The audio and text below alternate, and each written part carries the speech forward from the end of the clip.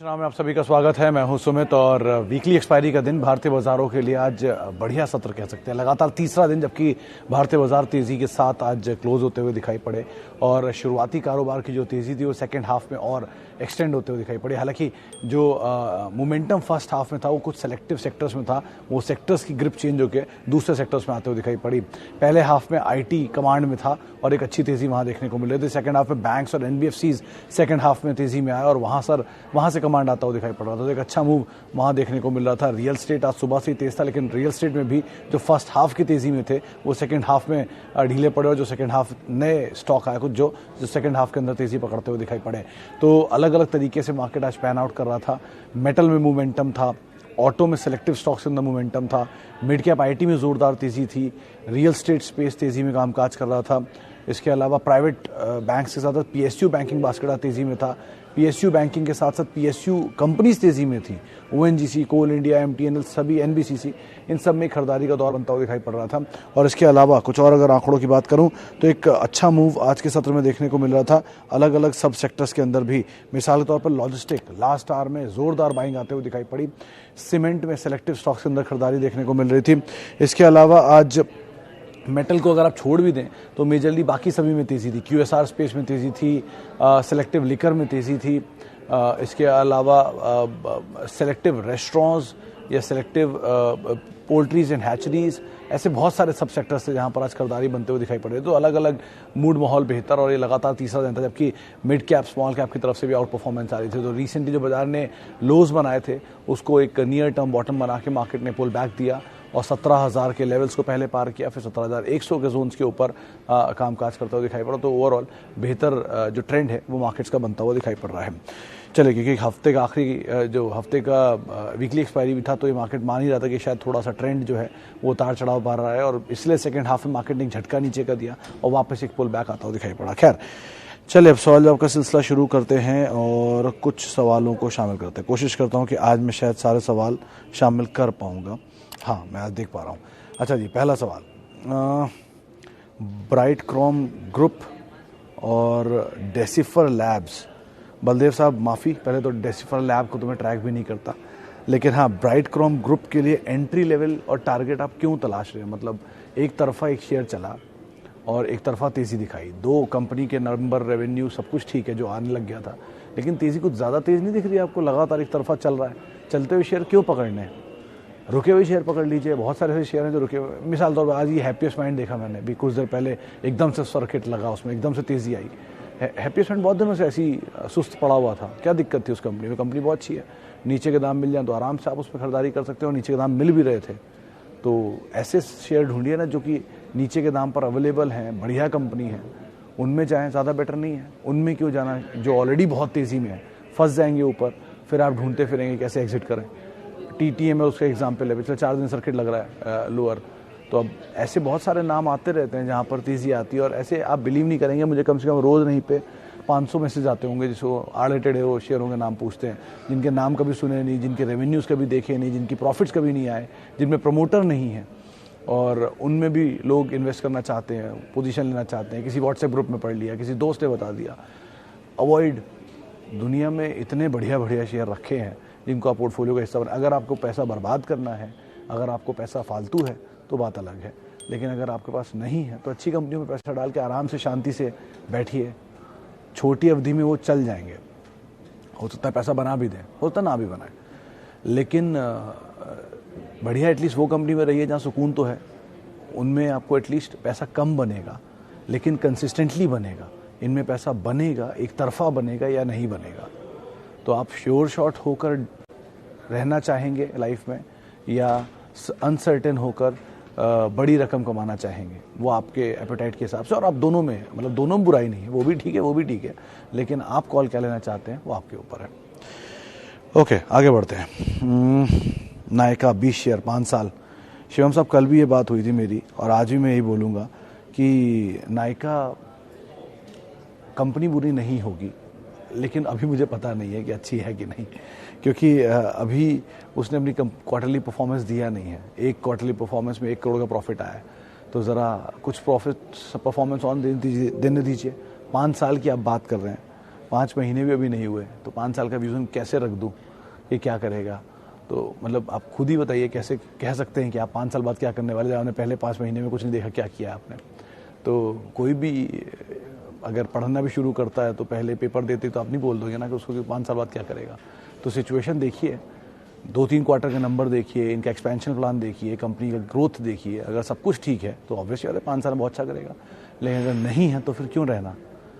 Uncertainty जहाँ हो avoid, certain रहिए। बहुत सारी चीज़ें बहुत अच्छी अच्छी हैं बाजार में, उनको आप देखिएगा।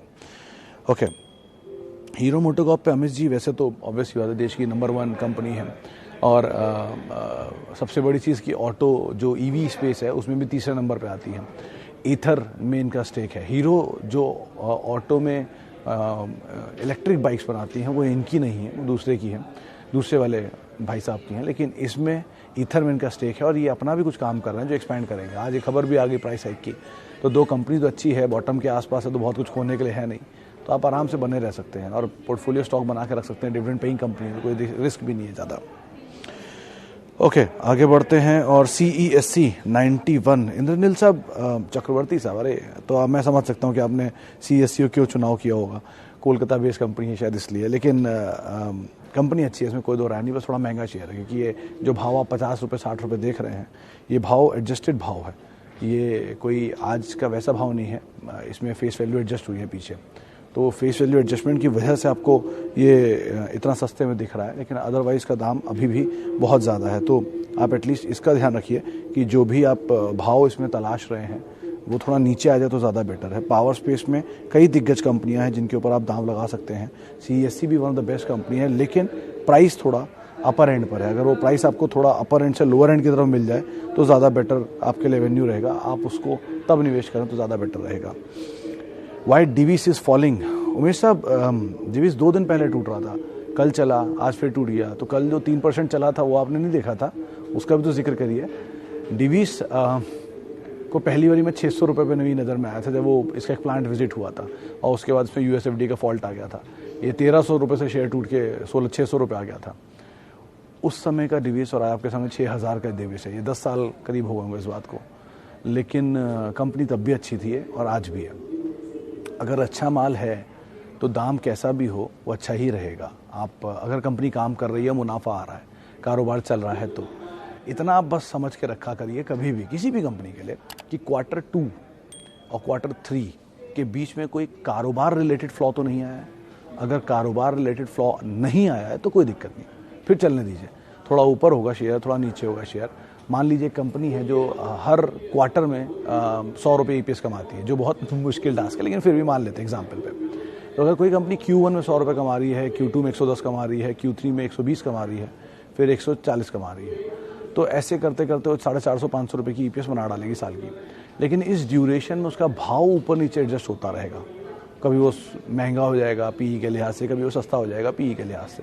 तो अगर ये ऊपर नीचे हो भी रहा है तो भाव हो रहा है, सेंटिमेंट हो रहा है, कारोबार नहीं हो रहा है। तो कारोबार होने दीजिए ना, कारोबार तो चल ही रहा है बढ़िया। अगर कारोबार ग्रो कर रहा है तो ऑब्वियसली कंपनी ग्रोथ ट्रेजेक्ट्री में आप बने रहिए, उसमें क्या दिक्कत है। थोड़ी ऊपर नीचे चलता है, कभी 100 का EPS है, कभी 90 आएगा, कभी 120 आएगा, कभी 80 आएगा, कभी 140 आएगा। तो एक गुड बैड टाइम तो सबके साथ होता है, हम लोगों के साथ भी होता है। लेकिन स्टॉक की जैसे ही कभी बाजार ओवर रिएक्ट कर देगा, वो आपके लिए एक मौका होगा उसमें एंटर करने का। तो डिवीस अभी महंगा है, नीचे झटका दे दे और तो बढ़िया मौका है, आप आराम से एंटर करिए। 5000 5500 के हाई से 4200-4300 का लो बनाया अभी रिसेंटली, और झटका आ जाए कहीं तो जैकपॉट है, आराम से आप एंटर करिए उसमें। ओके, बेक्टर फूड CMP पे लेना ठीक है सर। समीर साहब, बेक्टर फूड क्यों, मतलब ब्रेड सप्लायर हैं इसलिए, या इनका पीयर ब्रिटानिया है और ब्रिटानिया मल्टीपल वाइज शायद सस्ता है, एक दूसरा इक्विटी वाइज भी बहुत छोटा है, इक्विटी साइज भी, तीसरा क्रेडिबल है, डिविडेंड पेइंग कंपनी है, चौथा 100 साल से इंडिया में है और मार्केट शेयर 32% है। तो वो ज़्यादा रिलायबल ट्रस्टवर्दी नहीं दिख रहा आपको बेक्टर के कंपैरिजन में। थोड़ा बेक्टर को परफॉर्म करने दीजिए अभी 1 साल 2 साल, और अपने आप सिचुएशन क्लियर हो जाएगी। बन गया ब्रिटानिया जैसा तो ज़रूर एंटर करिए, अगर नहीं बनता है तो फिर ब्रिटानिया है ना, उसको ही देखिए। इस्टेब्लिश प्लेयर्स के साथ 70% पोर्टफोलियो, बचे हुए नॉन स्टैब्लिश प्लेयर्स के साथ 30% पोर्टफोलियो, अगर ऐसा आप रख सकते हैं तो ठीक है। ये सुनील सुब्रमण्यम साहब का कहना है। अगर ऐसा आप नहीं रख सकते हैं तो अभी रिस्क मत लीजिए। नए आईपीओज में पैसा बनने की प्रोबेबिलिटी थोड़ी कम है। कैसे? क्योंकि ऑलरेडी वो इतने प्रीमियम पर आए हैं। 100 रुपये की कंपनी में किसी इन्वेस्टर ने पैसा डाला था, वो 400 रुपये पे अपना हिस्सा बेच रहा है, जो सब्सक्रिप्शन के बाद 600 रुपये पहुँच गया और 800 पे लिस्ट हो रहा है, तो 100 रुपये वाला 800 पे निकल रहा है। अब आप उसे 800 से नीचे आने के बाद 600 में सोच रहे हैं ले लूँ, तो क्यों ले लूँ? थोड़ा और एडजस्ट होने दीजिए ना जब हो रहा है तो। या अगर आपको लगता है नहीं कंपनी ग्रोथ अच्छी है, बहुत बढ़िया कामकाज कर रहा है, जो मैं नहीं समझ पा रहा हूँ, तो बेस्ट है आप 600 पे थोड़ा सा ले लीजिए, 2 शेयर 4 शेयर 5 शेयर 10 शेयर। 400 आएगा तो और ले लीजिएगा, 300 आएगा तो और ले लीजिएगा। अगर ग्रोथ है तो एवरेज करने में बुराई नहीं है, अगर ग्रोथ नहीं है तो एवरेज मत करिए, चाहे कुछ भी दाम मिल जाए। ओके, सीएमएस आईपीओ के लिए सर अप्लाई करने में बुराई नहीं है। मिश्रा साहब कंपनी तो अच्छी है, मेजर बिजनेस इनका जो है वो साउथ, वेस्ट और नॉर्थ, इन 3 एरियाज़ में है। ईस्ट में थोड़ा कम काम है। कैश वगैरह आपने बुक इनकी गाड़ी देखी होगी, वो कैश डिप्लॉयमेंट में ये काम काज करते हैं। मैनेजमेंट में हमारे साथ कल मौजूद थी, लेकिन एक ही फ्लॉ है कि ये भी थोड़ा अपर एंड पर आ रहा है। और पूरी की पूरी जो आईपीओ में एक बहुत खासा चीज़ है जिसको आप हमेशा ध्यान रखिएगा। आईपीओ ला क्या रहे हैं? आईपीओ है कि ओएफएस है? अगर आईपीओ है तो कंपनी के प्रमोटर स्टेक बेचेंगे, उस पैसे का उठा के वो कंपनी के अंदर इन्वेस्ट करेंगे। इधर ओएफएस है तो पूरा का पूरा प्रमोटर किसी न किसी इन्वेस्टर को एग्जिट देंगे। अगर वो एग्जिट मिल रहा है, ओएफएस है, तो ऑब्वियस ही बात है उस कंपनी के साथ कुछ नहीं मिलने वाला, उस कंपनी के पास कोई पैसा नहीं आ रहा।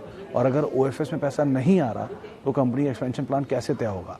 क्या वो बाहर से बाद में पैसा उठाएंगे, या उनके पास इतना कैश जनरेट हो रहा है कि वो आराम से एग्जीक्यूट कर सकते हैं? अगर इतनी अच्छी ग्रोथ है तो इन्वेस्टर निकल क्यों रहे हैं? सो ये 2-3 सवाल हैं, इनको आप लॉजिकली सोचिए। इस कंपनी में फ्लॉ नहीं है, लेकिन दाम बहुत महंगा है, तो वो आप देख लीजिए। लिस्टिंग गेन चाहते हैं और बाकी सब चीज़ें, तो उसके बारे में टिप्पणी नहीं कर पाऊंगा। Biocon, Aurobindo, Federal Mogul. Satish साहब, बायोकॉन में तो आज खबर आने वाली है, अभी कुछ देर में अनाउंसमेंट की बातचीत है। अगर अनाउंसमेंट आता है, किस तरह का अनाउंसमेंट है, तो अभी टिप्पणी नहीं कर सकता, कल इस पर हम बात कर सकते हैं। औरोबिंदो फार्मा, आप आराम से बने रहिए, कोई दिक्कत नहीं है, नीचे दाम पे एवरेज भी कर सकते हैं। फेडरल मोगल की कंपनी अच्छी है, थोड़ा वॉल्यूम लो रहता है, लेकिन महंगा शेयर है, तो थोड़ा मतलब महंगा is not price wise, value wise, तो आप उसको ध्यान रखें तो कोई दिक्कत नहीं। वैसी कंपनी ठीक है, आपकी खरीदारी नीचे के दाम पर है तो बात ज़रूर बने रह सकते हैं। ओके, आगे बढ़ते हैं। और सुज़लॉन 7 रुपये 80 पैसे पे। कुणाल जी, मैं क्या बताऊं, एक ज़माने में निफ्टी का हिस्सा होता था सुज़लॉन, आपको इतना बता देता हूँ। चलिए, एक ज़माने में 800 रुपये पे भी होता था, ये भी आपको बता देता हूँ।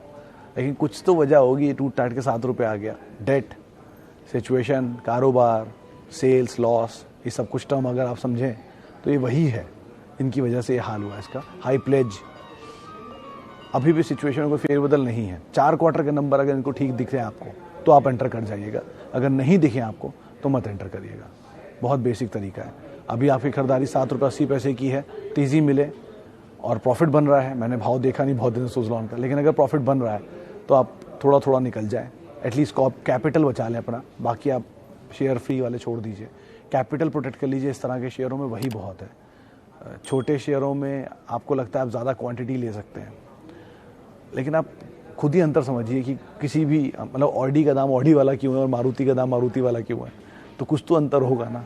वो अंतर ही प्रीमियम होता है, वो अंतर ही क्वालिटी आपको दिखाता है। तो उस क्वालिटी को आइडेंटिफाई करिए। वैल्यू, अगर आपके पोर्टफोलियो में 10 और शेयर है और 9 के 9 निफ्टी की अच्छी कंपनियां हैं, ए ग्रेड के स्टॉक है, तो आप एक सुज़लॉन ले लीजिए, कोई बात नहीं। लेकिन अगर आपके पोर्टफोलियो में ही सिर्फ सुज़लॉन है और ऐसे 10 और हैं, तो आप एट रिस्क हैं, तो ज़रा कैपिटल बचा लीजिए, वो ज़्यादा बेटर है।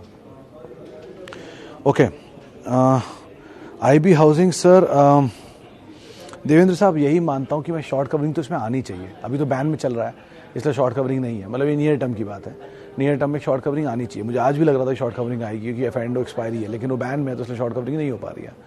जिस दिन ये बैन से बाहर हुआ उस दिन थोड़ी बहुत शॉर्ट कवरिंग होनी चाहिए इसमें।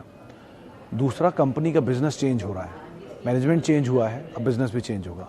तो मैनेजमेंट चेंज में एंटिसिपेशन है कि चीज़ें बेटर होंगी। अगर बिजनेस भी चेंज होता है और 2 क्वार्टर के नंबर बढ़िया आ जाते हैं, फिर तो इससे अच्छा कुछ नहीं है।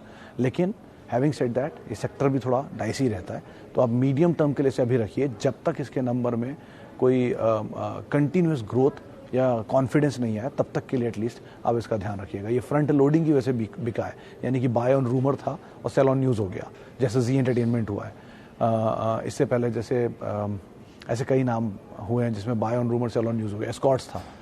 तो उस तरह की सिचुएशन बनी थी, इसीलिए बेटर यही है कि आप अभी तो पेशेंस रखिए, लेकिन 2 क्वार्टर 3 क्वार्टर के नंबर देखते रहिए। अगर सिचुएशन इंप्रूव हो रही है तो शेयर भी इंप्रूव होगा, शेयर इंप्रूव होगा तो थोड़ा थोड़ा आप एग्जिट हायर साइड पे कर सकते हैं। अभी के फिलहाल आप बने रहें। ओके, आगे बढ़ते हैं। और सर ग्रेफाइट इंडिया पे भूषण जी तेज़ी मिले आप निकल जाएं। ये 4000, 2200, 2100, 1800 वाले शेयर हैं जो एक साइकिल में तेज होते हैं और फिर उसके बाद नीचे आ जाते हैं। इनके चार्ट आप गूगल में पहले देख लीजिएगा, गूगल में बोलता है इसलिए, और कहीं बोलता ही नहीं। इसकी और HEG दोनों की साइक्लिकल मूव में वाले स्टॉक है। साइक्लिकल का मतलब होता है कि जब तेज़ी आती है, इनमें कोई न्यूज़ फ्लो आता है तो ये तेज़ी पकड़ते हैं और तेज़ी के बाद फिर ये नीचे आ जाते हैं। तो इन्होंने ही मतलब HEG मुझे याद है कि उसने नीचे 600 भी दिखाया, उसने ऊपर 4000 भी दिखाया। ग्रेफाइट ने भी ऊपर शायद 2100 दिखाया और नीचे 600 दिखाया, 150 दिखाया। तो आप ज़रा देख लीजिए आप किस हिस्से में इसमें एंटर किए हुए हैं। तेज़ी मिलती रहती है, प्रॉफिट बन रहा है आपको, तो आप थोड़ा थोड़ा निकल सकते हैं। न्यूज़ फ्लो पे चलने वाले शेयर है, न्यूज़ फ्लो मिला, मोमेंटम मिला, निकल जाइए। Okay, please suggest a stock under 100 रुपी। चलिए, जहाँ सा भी आखिरी सवाल रहेगा जिसके मैं बात करता हूँ, 100 रुपये के नीचे क्यों? क्या ऐसा हो जाने वाला 100 रुपये के नीचे? क्या बदल जाएगा 100 रुपये के नीचे? आप उम्मीद करते हैं मारुति को 100 रुपये के नीचे, रिलायंस को 100 रुपये के नीचे, TCS को 100 रुपये के नीचे, HUL को 100 रुपये के नीचे, Asian Paint, Pidilite, United Spirit, किसी को भी 100 रुपये के नीचे नहीं, क्योंकि ये सब वो क्वालिटी हैं जो महंगे हैं और ये कभी ना कभी सस्ते होते हैं, जो मार्च 2020 में हुआ था। तो वो दिन तलाशिए जब ये शेयर उस दाम पर मिले जिस दाम को आप ढूंढ रहे हैं। 100 रुपये के नीचे, 50 रुपये के नीचे, 20 रुपये के नीचे टर्म रखेंगे तो ऑब्वियसली आपका पोर्टफोलियो एंड अप करेगा उन्हीं तरह के शेयर होंगे जिनकी डिजर्व वैल्यू वही है। तो आप मत करिए इस तरह की चीज़ें। 100 रुपये के नीचे में आप ज़्यादा क्वांटिटी ले लेंगे, आपको यही लगता है 100 रुपये का शेयर 120 रुपये होने में बहुत समय लगाएगा, लेकिन 1000 रुपये का शेयर 1200 रुपये अगर क्वालिटी है तो बहुत समय नहीं लगाएगा। तो उस तरह से सोचिए, कोई चीज़ महंगी क्यों है उसको अंदाज़ा लगाइए कि उसमें कुछ तो बात होगी महंगी है। नेस्ले 18,000 का क्यों है, या अपोलो 4000 का क्यों है, फोर्टिस 300 का क्यों है? कुछ तो अंतर होगा। आप इक्विटी साइज ही देख लीजिए, आपको अंदाज़ा लग जाएगा। फोर्टिस ज़्यादा महंगा है आज भी अपोलो से, भले वो 4000 रुपये का और भले वो 300 रुपये का है, लेकिन फोर्टिस का जो नंबर ऑफ शेयर है वो 5 टाइम बड़े हैं अपोलो हॉस्पिटल से। तो अगर आप उसको एडजस्ट करेंगे तो फोर्टिस आज भी ज़्यादा महंगा है अपोलो से। उनके रेवेन्यूज़ का अंतर देखिए, उनकी इक्विटी का अंतर देखिए। तो इस 100 रुपये के चक्कर में मत पड़िए। आपको लगता होगा टाटा पावर, टाटा स्टील सस्ता है, नहीं, टाटा स्टील ज़्यादा सस्ता है, टाटा पावर महंगा है। तो वैल्यू और प्राइस का अंतर समझिए क्या होता है, फिर आप बाज़ार में निवेश करिए, वो ज़्यादा बेटर है। खैर चलिए, बहुत सवालों को ले लिया, माफ़ी, आज ज़्यादा लोगों से बात नहीं हो पाई क्योंकि सवाल बड़े अलग अलग तरह के थे, अटपटे थे रादर। लेकिन आप मेरे साथ जुड़ सकते हैं कल फिर इसी समय पर। तब तक के लिए ज़रा ध्यान से संभल कर ट्रेड करिएगा। और आप मेरे साथ जुड़ सकते हैं @Sumit Research मेरा ट्विटर हैंडल है।